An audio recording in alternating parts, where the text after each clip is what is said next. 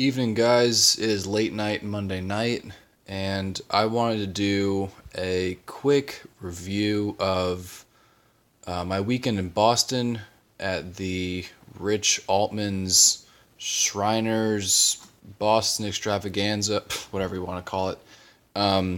Springtime in Boston. I stayed with Tom and met up with Phil Meaton and Jeff Bowman 1951 for a bit. I went to the show with no cash in my pocket, with the intent to sell a lot of rookies and buy some cards for my collection using what I sold. So the first day was really just me selling. I sold 10 Yelich updates. I sold 2 Acuna Bat Down variations. I sold an Acuna Heritage Action. I sold a Yelich Topps Heritage rookie. I sold a Pete Alonso auto. I sold a Mookie Betts rookie card. I sold a lot. So I ended the day with a fat stack of cash in my pocket, which felt great. And didn't see a Hank I really wanted to buy. I was on the fence about one. But the 3 cards here, this I just got in the mail today. I just thought it'd be a nice background. The 3 cards you're seeing here are all ones that I actually bought at the show on Saturday. As we were going around the show, I was also looking for Tom. Tom collects a lot. He collects Red Sox. He collects all Boston area teams.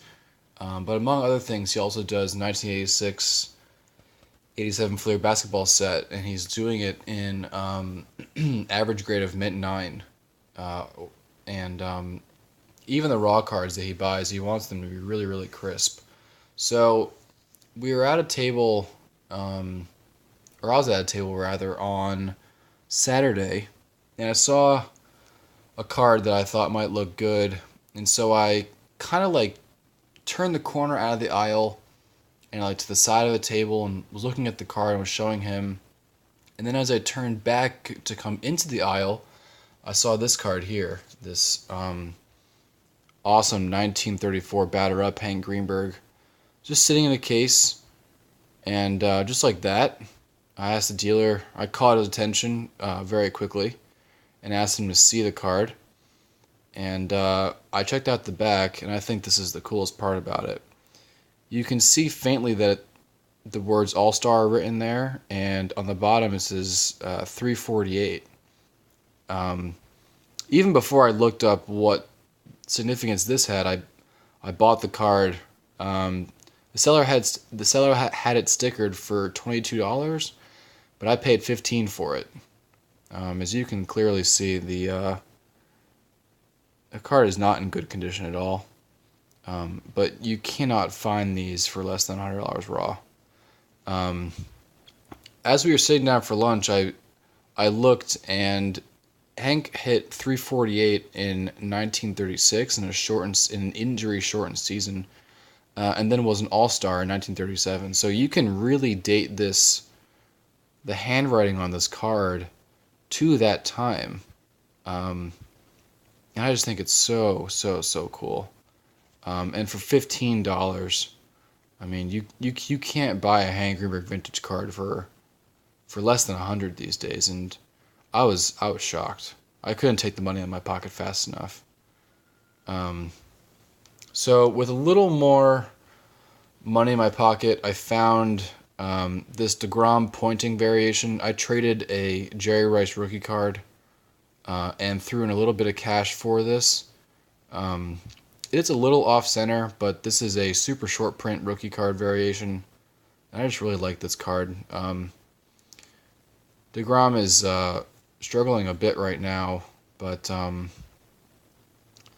he will bounce back. He is that good, and hoping he can lead the Mets to some more wins this year. Having a little bit of a rough stretch toward the end of April, but we'll see how the rest of the season goes. And another card that I was really hoping to find at the show was, among other things, was the 1959 Topps Mickey Mantle.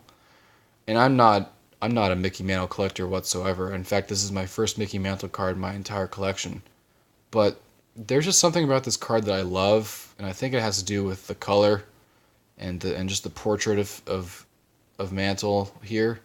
Um, the the important things to me about this card were the centering and the color, and so I held out um, for one that I really thought met those things. Really, only severe issue here is this surface wrinkle that kind of runs toward, like, from his eye there up till the top border. Um, but from a distance, you can almost even see it.